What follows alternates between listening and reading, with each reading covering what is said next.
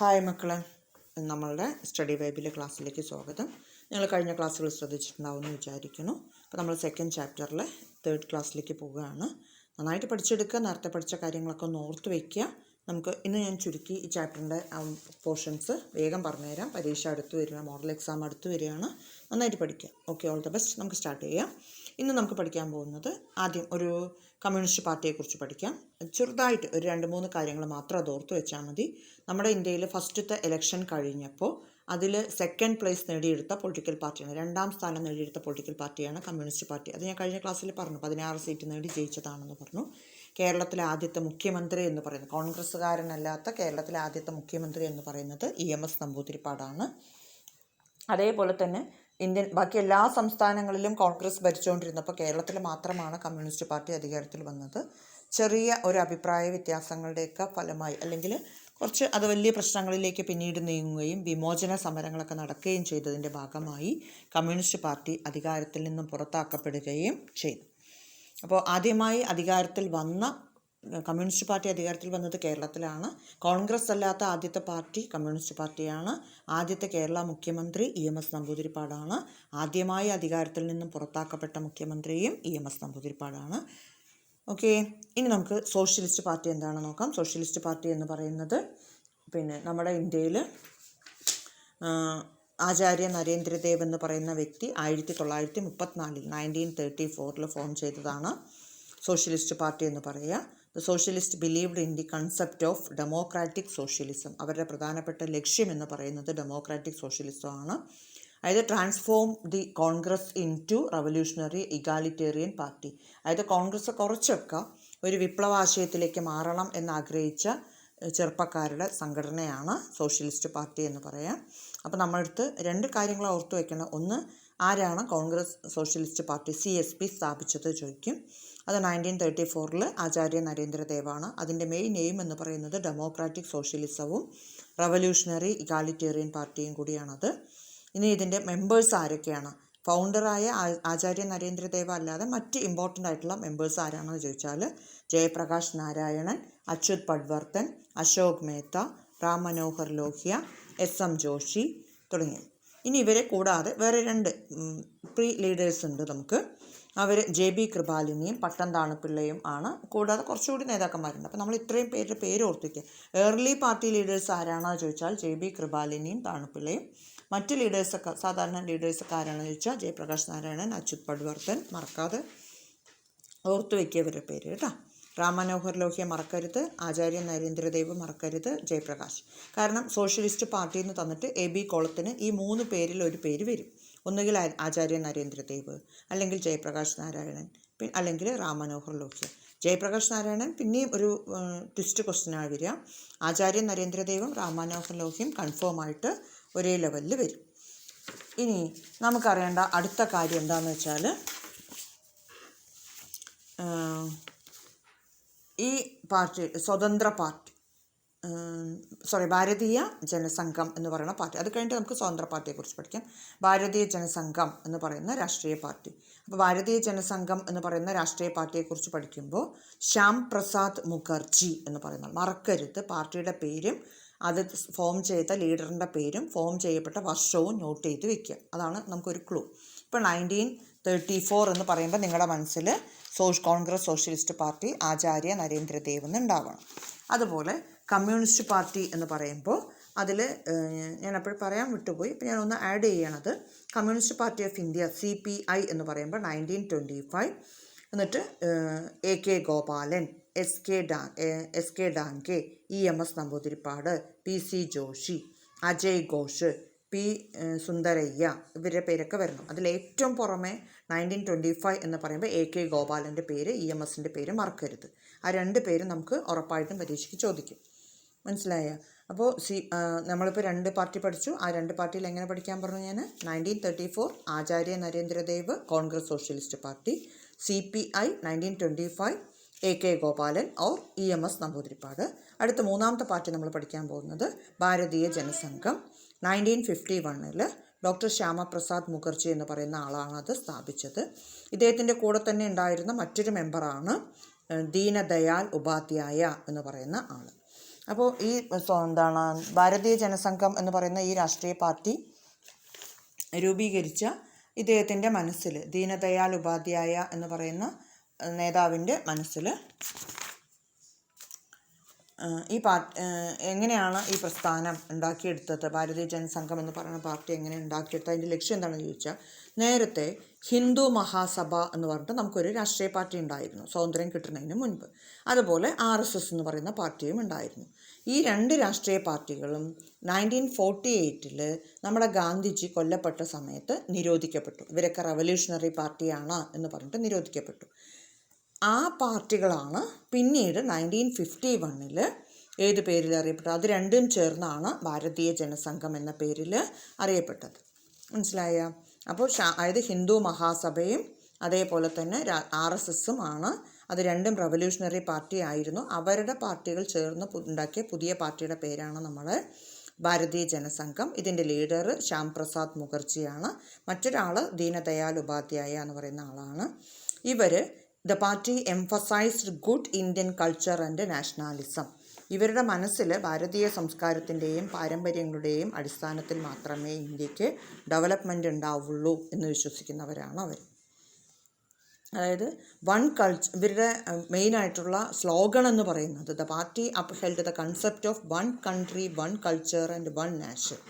ഇവരുടെ മുദ്രാവാക്യം എന്ന് പറയുന്നത്, സ്ലോഗൺ എന്ന് പറയുന്നത്, ഒരു രാജ്യം, ഒരു സംസ്കാരം, ഒരു രാഷ്ട്രം എന്നതാണ് അവരുടെ മുഖമുദ്ര. The party upheld the concept of one country, one culture and one nation എന്നാണ്. ഇനി ഇവരുടെ മറ്റൊരു ഐഡിയ എന്ന് പറയുന്നത്, ഇപ്പം നമ്മൾ 1947 ശേഷം ഇന്ത്യ എന്നും പാകിസ്ഥാൻ എന്നും പറഞ്ഞ രണ്ട് രാജ്യങ്ങളുണ്ടായിരുന്നു. അവരാഗ്രഹിക്കുന്നുണ്ട് ഇന്ത്യ പാകിസ്ഥാൻ എന്ന് പറയുന്ന രണ്ട് രാജ്യങ്ങൾക്ക് പകരം ഇന്ത്യയും പാകിസ്ഥാനും ഒക്കെ ചേർന്ന ഒരു യൂണിഫൈഡ് ഇന്ത്യ വേണം നമുക്ക് എന്ന് അവർ ആഗ്രഹിക്കുന്നുണ്ട്. അഖണ്ഡ ഭാരത് എന്ന് പറയുന്ന ഒരു കൺസെപ്റ്റ് അവർ വിശ്വസിക്കുന്നു.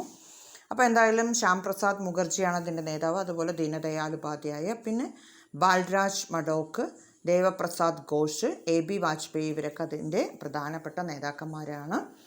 ഇവർ ഇലക്ഷന് മത്സരിച്ചെങ്കിലും ഇവർക്ക് ആദ്യകാലത്ത് ആദ്യത്തെ ഇലക്ഷനിൽ 3 സീറ്റും രണ്ടാമത്തെ ഇലക്ഷനിൽ 4 സീറ്റും മാത്രമാണ് ഇവർക്ക് കിട്ടിയത്. അതിൻ്റെ ഒരു കാരണം എന്ന് പറയുന്നത്, ഈ പാർട്ടിയിലെ ആൾക്കാർ ഹിന്ദി സംസാരിക്കണം എന്ന് പറഞ്ഞിരുന്നു. അപ്പം നോർത്ത് ഇന്ത്യക്കാർക്ക് മാത്രമല്ലേ ഹിന്ദി സംസാരിച്ചാൽ കാര്യങ്ങൾ മനസ്സിലാക്കാൻ പറ്റുള്ളൂ. അതുകൊണ്ട് തന്നെ എന്ത് സംഭവിച്ചു ചോദിച്ചാൽ, മറ്റാർക്കും ഇവർ സംസാരിക്കുന്ന കാര്യങ്ങൾ അറിയാത്തത് കൊണ്ടായിരിക്കാം അന്ന് നോർത്ത് ഇന്ത്യയിൽ ചുരുങ്ങിയ സീറ്റുകൾ മാത്രമാണ് ഈ രണ്ട് രാഷ്ട്രീയ പാർട്ടികൾക്കും ലഭിച്ചത്. ഇനി മറ്റൊരു പ്രധാനപ്പെട്ട രാഷ്ട്രീയ പാർട്ടി ഉള്ളത് നമ്മുടെ ഇൻഡിപെൻഡൻസ് പാർട്ടി അഥവാ സ്വതന്ത്ര പാർട്ടി എന്ന് പറയുന്ന പാർട്ടിയാണ്. അപ്പോൾ ഈ ഇൻഡിപെൻഡൻസ് പാർട്ടിയുടെ പ്രത്യേകത എന്താണെന്ന് ചോദിച്ചാൽ, അതിൻ്റെ സ്ഥാപക നേതാവിൻ്റെ പേര് മറക്കാതെ പഠിച്ചു വയ്ക്കുക. നേരത്തെ പറഞ്ഞ പോലെ തന്നെ സ്ഥാപക നേതാവും വർഷവും നോട്ട് ചെയ്ത് വെച്ചോളൂ. Independent party 1959, C. രാജഗോപാലാചാരി. അതായത് സ്വതന്ത്ര പാർട്ടിയുടെ സ്ഥാപകൻ ആരാണെന്ന് ചോദിച്ചാൽ C. രാജഗോപാലാചാരി. എപ്പോഴാണ് ഈ പാർട്ടി സ്ഥാപിച്ചത് ചോദിച്ചാൽ 1959 സ്ഥാപിച്ചത്. ഇതിൻ്റെ മറ്റ് ആൾക്കാരെന്ന് പറയുന്നത്, ഇതിലെ ലീഡേഴ്സ് എന്ന് പറയുന്ന വ്യക്തി KM മുൻഷി, NG രംഗ തുടങ്ങിയവരാണ്. KM മുൻഷിയും NG രംഗയൊക്കെയാണ് മീനു മസാനി തുടങ്ങിയ, അതായത് 4 പേര് ഓർത്തു വെച്ചോളൂ. C. Rajagopalachari, KM Munshi, NG രംഗ, Meenu Masani തുടങ്ങിയവരൊക്കെയാണ് ഈ പാർട്ടി സ്ഥാപിച്ചെടുത്തത്. ഇവരുടെ മെയിനായിട്ടുള്ള എയിം എന്ന് പറയുന്നത് capitalism stood to protect feudal interest. അതായത് മുതലാളിത്ത വ്യവസ്ഥിതിയുടെ സംരക്ഷണത്തിനും ഫ്യൂഡൽ താല്പര്യങ്ങളുടെ സംരക്ഷണത്തിനുമാണ് ഇവർ കൂടുതൽ പ്രാധാന്യം കൊടുത്തത്. അതായത് ഇവരുടെ അഭിപ്രായം എന്താണെന്ന് വെച്ചാൽ, ആ സമയത്ത് അതായത് 1955 ശേഷം നമ്മുടെ ഇന്ത്യയിൽ കൂടുതൽ വരുമാനമുള്ളവരിൽ നിന്നും കൂടുതൽ നികുതികൾ പിരിക്കുന്ന രീതി ഉണ്ടായിരുന്നു. അതിനോട് ഇവർക്ക് വലിയ താല്പര്യമില്ല. ഒരു unified tax system, revenue system വേണം, എല്ലാവരിൽ നിന്നും ഒരേപോലെ നികുതി പിരിക്കണം എന്ന് തീരുമാനിച്ചിരുന്നവരാണ് ഇവർ. പക്ഷെ അത് ശരിയാവില്ലല്ലോ, വരുമാനത്തിനനുസരിച്ചല്ലേ നമുക്ക് ടാക്സ് കൊടുക്കാൻ പറ്റുള്ളൂ. അതൊരു പ്രശ്നമായിരുന്നു. പിന്നെ ബിസിനസ്സൊക്കെ നടത്തുന്നതിന് ലൈസൻസ് വേണം. നമുക്കറിയാം, ഇന്ന് കടകളൊക്കെ തുടങ്ങണമെങ്കിൽ, നമ്മൾ കുഞ്ഞു കടയാണെങ്കിലും വലിയ കടയാണെങ്കിലും നമ്മൾ പഞ്ചായത്തിലൊക്കെ പോയിട്ട് ലൈസൻസ് എടുക്കാറുണ്ട്. അങ്ങനെ ആ ലൈസൻസ് എടുക്കുന്നതിനെ എതിർത്തിരുന്ന ആൾക്കാരാണ് അവർ. ലൈസൻസ് വേണമെന്നുള്ള ആവശ്യമൊന്നും ഇവർക്ക് അക്സെപ്റ്റ് ചെയ്യാനായിട്ട് പറ്റിയിട്ടില്ല. ഗവൺമെൻറ് ഒരുപാട് ഇക്കോണമിക് കാര്യങ്ങളിൽ ഒരുപാട് ഇടപെടുന്നു എന്ന അഭിപ്രായം ഉണ്ടായിരുന്ന, ജനങ്ങളുടെ എല്ലാ കാര്യങ്ങളിലും ഗവൺമെൻറ് എന്തിനാണ് ഇടപെടുന്നത് എന്ന് ചോദിച്ചിരുന്നൊരു പാർട്ടി കൂടിയാണ് ഇവർ. അപ്പോൾ സ്വതന്ത്ര പാർട്ടി എന്ന് പറഞ്ഞാൽ, ഇൻഡിപെൻഡൻറ്റ് പാർട്ടി എന്ന് പറഞ്ഞാൽ 1959 സി രാജഗോപാലാചാരി എന്ന് ഓർത്ത് വയ്ക്കുക. 1959 സി രാജഗോപാലാചാരി സ്ഥാപിച്ചെടുത്ത പാർട്ടിയാണ് സ്വതന്ത്ര പാർട്ടി അഥവാ ഇൻഡിപെൻഡൻറ്റ് പാർട്ടി. രാജഗോപാലാചാര്യെ കൂടാതെ KM മുൻഷി, NG രംഗ, മീനു മസാനി തുടങ്ങിയവരാണ് ഇതിൻ്റെ നാഷണൽ ലീഡേഴ്സ് എന്ന് പറയുന്നവർ. ഈ പാർട്ടിയുടെ ഇവരുടെ ഫ്യൂഡൽ ലോഡ്സിൻ്റെ താല്പര്യങ്ങൾക്കും ക്യാപിറ്റലിസത്തിനും താല്പര്യം കാണിച്ചവരാണ് ഈ പാർട്ടിയിലുള്ള ആൾക്കാർ. അതുപോലെ തന്നെ അവർ ഗവൺമെൻറ്റിൻ്റെ കൺട്രോള് പല കാര്യങ്ങളിലും കൂടുതലാണ് എന്ന് പറഞ്ഞിരുന്ന ആൾക്കാരാണ്. പാർട്ടി ഫോർ പബ്ലിക് സെക്ടർ, അതായത് പാർട്ടി എന്തിനു വേണ്ടി ആയിരിക്കണം, പൊതുമേഖലയ്ക്ക് വേണ്ടിയായിരിക്കണം എന്നുള്ള അവരുടെ കാര്യം, അതായത് പൊതുമേഖല വികസനത്തിന് വേണ്ടിയാണ് എന്നുള്ള ആ കാര്യത്തോട് അവർക്ക് വലിയ താല്പര്യം.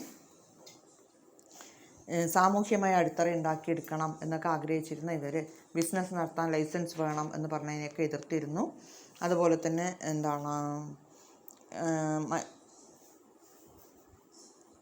ഫ്യൂഡൽ ലോഡ്സിൻ്റെ, നമ്മൾ ഇങ്ങനെ പറഞ്ഞു തരിക നിങ്ങൾക്ക്, അതായത് നമ്മൾ ഭൂമി പിടിച്ചെടുക്കലുണ്ട്. ഒരാളുടെ കയ്യിൽ കുറേ ഭൂമി ഉണ്ടെങ്കിൽ ആ ഭൂമി പിടിച്ചെടുക്കുന്നതൊക്കെ സ്വഭാവമൊക്കെ ഉണ്ട്. മിച്ച ഭൂമി പിടിച്ചെടുക്കുക എന്നൊക്കെ നിങ്ങൾ കേട്ടിട്ടുണ്ടോ. അങ്ങനെ മിച്ച ഭൂമി പിടിച്ചെടുക്കുന്നതിനെയൊക്കെ ശക്തമായി എതിർത്തിട്ടുള്ള ആൾക്കാരാണ് ഇവർ.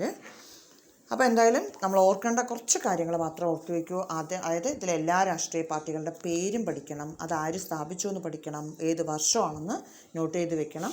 ഷുവറായിട്ടും ഒരു AB കോളം, അത് നമ്മുടെ ടെക്സ്റ്റിൻ്റെ പുറകിൽ തന്നെ അതിൻ്റെ AB കോളങ്ങൾ കൊടുത്തിട്ടുണ്ട്. അത് പാർട്ടിയുടെ പേര് തരും ഒന്നുകിൽ, എന്നിട്ട് വ്യക്തിയുടെ പേര് കണ്ടുപിടിക്കാൻ പറയും, അല്ലെങ്കിൽ അവരുടെ ഐഡിയാസ് എന്താണെന്ന് കണ്ടുപിടിക്കാൻ പറയും. അപ്പോൾ ആ ഐഡിയാസ് ഒന്ന് കണ്ടുപിടിക്കണം, അല്ലെങ്കിൽ പാർട്ടിയുടെ ലീഡേഴ്സിനെ കണ്ടുപിടിക്കണം കേട്ടോ. ഇപ്പോൾ ഒരു എക്സാമ്പിൾ, ഇൻഡിപെൻഡൻസ് പാർട്ടി ആണെങ്കിൽ നമ്മളവിടെ ക്യാപിറ്റലിസം എന്നൊരു സംഭവം ഉണ്ടാവും. അപ്പോൾ ആ ക്യാപിറ്റലിസം എന്ന വാക്ക് നോട്ട് ചെയ്ത് വെക്കുക. അതുപോലെ തന്നെ പ്രൈവറ്റ് മേഖലയ്ക്ക് ഡെവലപ്മെൻറ്റ് കൊടുക്കണം എന്നാണ്, പബ്ലിക് സെക്ടർ വേണ്ട പ്രൈവറ്റ് മേഖല വേണം എന്ന് പറയുന്ന ഒരു സാഹചര്യത്തിന് പ്രൈവറ്റ് മേഖലയ്ക്ക് ഒരുപാട് പ്രൈവറ്റ് മേഖലയുടെ ഡെവലപ്മെൻറ്റിന്, സ്വകാര്യ മേഖലയുടെ പുരോഗതിക്ക് പ്രാധാന്യം കൊടുക്കുന്ന പാർട്ടി നോക്കണം. അതുപോലെ ഭാരതീയ ജനസംഘം എന്ന് പറയുമ്പോൾ നമ്മൾ അഖണ്ഡ ഭാരത് എന്നുള്ള കൺസെപ്റ്റ്, സോഷ്യലിസ്റ്റ് പാർട്ടി എന്ന് പറയുമ്പോൾ ഡെമോക്രാറ്റിക് സോഷ്യലിസം എന്നുള്ള വാക്ക്, ഇങ്ങനെയുള്ള കാര്യങ്ങളൊക്കെ ഒന്ന് ഓർത്ത് വയ്ക്കുക, നന്നായിട്ട് പഠിച്ചു വയ്ക്കുക. അപ്പോൾ നമ്മൾ ഈ ഇതിൽ ഇമ്പോർട്ടൻ്റ് ആയിട്ടുള്ള കാര്യങ്ങൾ പറഞ്ഞു. ഇനി ഒരു കാര്യം, ഇപ്പോൾ ഞാൻ കോമൺ ആയിട്ട് ഇതുവരെ എടുത്ത കാര്യത്തിൽ ഇമ്പോർട്ടൻ്റ് ആയിട്ടുള്ളൊരു കാര്യം പറയാം. നമ്മൾ AK ഗോപാലൻ എന്ന് പറയുന്ന ഒരു വ്യക്തിയെക്കുറിച്ച് പറയുമ്പോൾ നമ്മൾ പറഞ്ഞത്, അദ്ദേഹം കേരളത്തിലെ കമ്മ്യൂണിസ്റ്റ് പാർട്ടിയുടെ ആദ്യ കോൺഗ്രസ് പ്രവർത്തകനായിരുന്നു. പിന്നീട് അയാൾ കമ്മ്യൂണിസ്റ്റ് പാർട്ടിയിൽ ചേർന്നിട്ടുള്ള ആളാണ്. കമ്മ്യൂണിസ്റ്റ് പാർട്ടി ഫോം ചെയ്തതിൽ ഒരു ലീഡർ കൂടിയാണ് അദ്ദേഹം എന്ന് പറഞ്ഞാൽ 1925 കമ്മ്യൂണിസ്റ്റ് പാർട്ടി ഫോം ചെയ്തത്. ഇനി അതേപോലെ നമ്മൾ പഠിക്കേണ്ട മറ്റൊരു കാര്യം, ഇതിൽ ഇമ്പോർട്ടൻ്റ് ആയിട്ടുള്ള കാര്യങ്ങൾ മാത്രമേ ഞാൻ പറയുന്നുള്ളൂ ഇപ്പോൾ പരീക്ഷയ്ക്ക്. പിന്നെ ഡോക്ടർ BR അംബേദ്കർ എന്ന് പറയുന്ന വ്യക്തിയുണ്ട്. അദ്ദേഹത്തിൻ്റെ പ്രത്യേകത എന്താണെന്ന് ചോദിച്ചാൽ, ഒന്ന് നമ്മുടെ കോൺസ്റ്റിറ്റ്യൂഷനിലെ ഡ്രാഫ്റ്റിംഗ് കമ്മിറ്റിയുടെ ചെയർമാനാണ്. അത് മറക്കാതെ പഠിച്ചു വയ്ക്കുക. അതായത് കോൺസ്റ്റിറ്റ്യൂവൻ്റ് ലെജിസ്ലേറ്റീവ് അസംബ്ലിയുടെ ഡ്രാഫ്റ്റിംഗ് കമ്മിറ്റിയുടെ ചെയർമാനാണ് നമ്മുടെ ഡോക്ടർ BR അംബേദ്കർ, ഭീമറാവു അംബേദ്കർ എന്ന് പറയുന്ന പ്രത്യേകത. അപ്പോൾ അത് മറക്കരുത്. ഡോക്ടർ BR അംബേദ്കറാണ് എന്തിൻ്റെ സ്ഥാപക നേതാവ് എന്ന് പറയുന്നത്, നമ്മളുടെ കോൺസ്റ്റിറ്റ്യൂവൻ്റ് അസംബ്ലിയുടെ സ്ഥാപക നേതാവെന്ന് പറയുന്നത്. ഇദ്ദേഹത്തിൻ്റെ പ്രത്യേകത ആൻറ്റി കമ്മ്യൂണൽ മൂവ്മെൻറ്റിൻ്റെ ലീഡർ കൂടിയാണ് ഇദ്ദേഹം.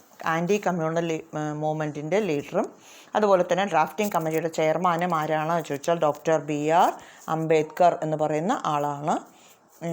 ഡോക്ടർ BR അംബേദ്കർ എന്ന് പറഞ്ഞാൽ ഓർക്കോളൂ 2 പോയിൻ്റ് ഞാൻ വീണ്ടും പറയുകയാണ്. ഒന്ന് chairman of the drafting committee, മറ്റൊന്ന് ആൻറ്റി കമ്മ്യൂണൽ മൂവ്മെൻറ്റ്. അത് മറക്കരുത് കേട്ടോ. അപ്പോൾ ഇത്രയും ഓർത്ത് വയ്ക്കുക. ഇത്രയും കാര്യങ്ങളൊക്കെ പരീക്ഷയ്ക്ക് നന്നായിട്ടൊന്ന് പഠിച്ചെടുത്താൽ മതി. കേരളത്തിലെ ആദ്യത്തെ EMS നമ്പൂതിരിപ്പാട് മന്ത്രിസഭ മറക്കരുത്. അതുപോലെ തന്നെ നമുക്ക് ഇനി ഒരാളെക്കുറിച്ച് കൂടി നമുക്ക് പഠിക്കാനുണ്ട്. ആ ഒരാളെന്ന് പറയുന്നത് ആരാണറിയോ, നമ്മളുടെ പ്രധാനമായിട്ടും നമുക്ക് ഈ മൗലാന അബ്ദുൽ കലാം ആസാദ് എന്ന് പറയുന്ന ഒരു വ്യക്തിയുണ്ട് നമുക്ക്. മൗലാന അബ്ദുൽ കലാം ആസാദിൻ്റെ പ്രത്യേകത എന്താണെന്ന് ചോദിച്ചാൽ, ഇദ്ദേഹം നമ്മുടെ സ്വതന്ത്ര ഇന്ത്യയിലെ ആദ്യത്തെ വിദ്യാഭ്യാസ മന്ത്രി ആരാണ് എന്ന് ചോദിച്ചാൽ മൗലാന അബ്ദുൽ കലാം ആസാദ്. അത് മറക്കരുത്. മൗലാന അബ്ദുൽ കലാം ആസാദ് നമ്മുടെ ഇന്ത്യയിലെ ആദ്യത്തെ വിദ്യാഭ്യാസ മന്ത്രിയാണ്. അത്രയും ഓർത്ത് വയ്ക്കുക, മറക്കരുത്. ഇത്രയും ആൾക്കാരുടെ പേരുകളൊക്കെ ഒന്ന് തെറ്റാതെ പഠിച്ചു വയ്ക്കുക. ദീനദയാൽ ഉപാധ്യായ എന്ന് പറയുന്ന ആൾ ഭാരതീയ ജനസംഘത്തിൻ്റെ സ്ഥാപക നേതാക്കളിൽ ഒരാളാണ്. ശ്യാം പ്രസാദ് മുഖർജിയുടെ പേര് മറക്കരുത്, കൂടെ ഇദ്ദേഹത്തിൻ്റെ ഉണ്ട്. പിന്നെ നമ്മൾ സി രാജഗോപാലാചാരി എന്ന് പറയുന്ന വ്യക്തിയെക്കുറിച്ച് ഓർത്താൽ ഭരണഘടനയെ നിർമ്മിച്ച ആൾ കൂടിയാണ് അദ്ദേഹം. ആദ്യത്തെ ഭാരതരത്നം കിട്ടിയ ആളാണ്. സ്വതന്ത്ര പാർട്ടിയുടെ സ്ഥാപകനാണ്. ഇത്രയും കാര്യങ്ങൾ മറക്കരുത്. ഞാൻ വീണ്ടും വീണ്ടും വ്യക്തികളുടെ പേര് പാർട്ടിയുടെ പേരും പറഞ്ഞത് അത്രയും അവരുടെ പേര് ഇമ്പോർട്ടൻ്റ് ആയതുകൊണ്ടാണ്. നന്നായിട്ട് പഠിച്ചെടുക്കുക മക്കളെ. നമുക്കിനി ഇതിൻ്റെ റിവിഷൻ ക്ലാസ് അടുത്ത ദിവസം ഞാൻ ഇടുന്നതായിരിക്കും. അപ്പോൾ റിവിഷൻ ക്ലാസ് കാണുന്ന ക്ലാസ്സുകൾ എൻ്റെ മക്കൾ ഷെയർ ചെയ്യുക, ലൈക്ക് ചെയ്യുക, കമൻറ്റ് ചെയ്യുക. നന്നായിട്ട് പഠിക്കാൻ കുറേ തവണ കേട്ട് പഠിക്കാൻ ശ്രമിക്കുക. അപ്പം നിങ്ങൾ നന്നായിട്ട് സപ്പോർട്ട് ചെയ്യുമെന്ന് വിചാരിക്കുന്നുണ്ട്. നന്നായിട്ട് പഠിക്കണം, പരീക്ഷയ്ക്ക് നിറയെ മാർക്ക് വാങ്ങിക്കണം. അത് മാത്രമായിരിക്കണം നിങ്ങളുടെ ലക്ഷ്യം. വരുന്ന മോഡൽ എക്സാം നന്നായിട്ട് അറ്റൻഡ് ചെയ്യുക, നന്നായിട്ട് പഠിക്കുക, നന്നായിട്ട് പ്രിപ്പയർഡ് ആവുക. നമ്മൾ ആനുവൽ എക്സാം ആകുമ്പോഴേക്കും കാര്യങ്ങൾ കുറച്ചുകൂടെ നന്നായിട്ട് പഠിച്ചു പോകുക കേട്ടോ.